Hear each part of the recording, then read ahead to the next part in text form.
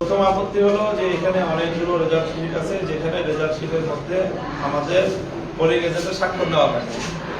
অথবা ওখানে এমন কিছু সিচুয়েশন করা হয়েছে, পোলিং এজেন্টদেরকে বের করে দেওয়া হয়েছে, অথবা পোলিং এজেন্টদের কাছ থেকে স্বাক্ষর ছাড়াই ওরা নিয়ে নিচ্ছেন। আর এরকম অনেকগুলি ঘটনা ঘটেছে যে পোলিং এজেন্টদেরকে নানা রকম কথাবার্তা বলে অনেক স্বাক্ষর আগেই নিয়ে নিচ্ছেন, অথবা আংশিক লিখে স্বাক্ষর নিয়ে নিচ্ছেন, তারপরে সেখানে ওরা ঘটনা করেছেন।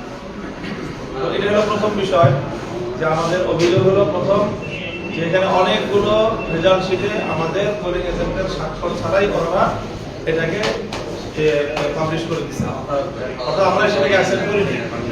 দ্বিতীয় হলো অনেকগুলো রেজাল্ট শিটের মধ্যে ঘষামাজা করা আছে, টেম্পারিং করা আছে, ওভার রাইটিং আছে।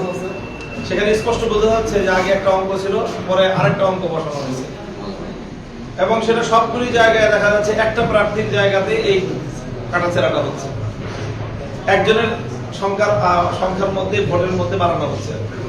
তো সবগুলি রেজাল্ট শিটের মধ্যে যেখানে ওভার রাইটিং আছে, একজনের মার্কার মধ্যে একটা মার্কার রেজাল্ট শিটের মধ্যে একটা মার্কার অংশ ভোটপ্রাপ্তের সংখ্যার মধ্যেই এই কাটাছেড়াটা, এটা স্পষ্ট ইঙ্গিত করে যে ওই বিশেষ পরিকল্পিতভাবে ওই মার্কার ভোট বেশি গণনা দেখানোর জন্য এই কাজটা করা হয়েছে। তৃতীয় হলো যে এখানে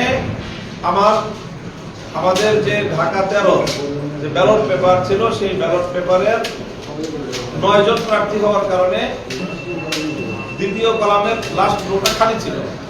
তো স্বাভাবিকভাবে এটা স্পষ্টই বোঝা যায় বা যে কেউ বিভ্রান্ত হতে পারে যে এই খালি জায়গাটা ফার্স্ট রো লাস্ট যে প্রার্থী এবং তার যে প্রতীক তার জন্য এটা বরাদ্দ, কারণ এখানে মাঝখানে সামান্য একটা দাগ, আর নাহলে পুরো ঘরটাই একজনের, ওখানে একটা ঘরের মধ্যে একটা নাম।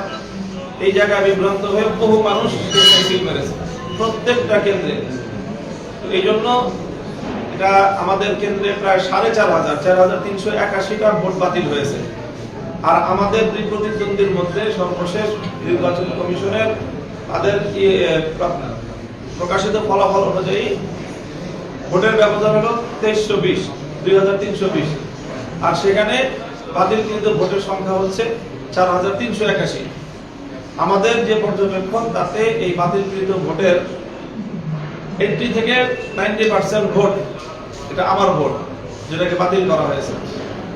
কাজেই আমরা এটাকে আবার পুনর্গণনার এই জন্য আবেদন জানাচ্ছি, যাতে যে ভোটটাই কালেক্ট হয়েছে, যে ভোটটা তারা গণনা করেছেন, সেখানে যে বাতিল বলে গণনা করা হয়েছে, একই সেম এই ধরনের যে সব জায়গায় ব্যালট আছে, সব জায়গায় একই ধরনের আচরণ করা হয়নি।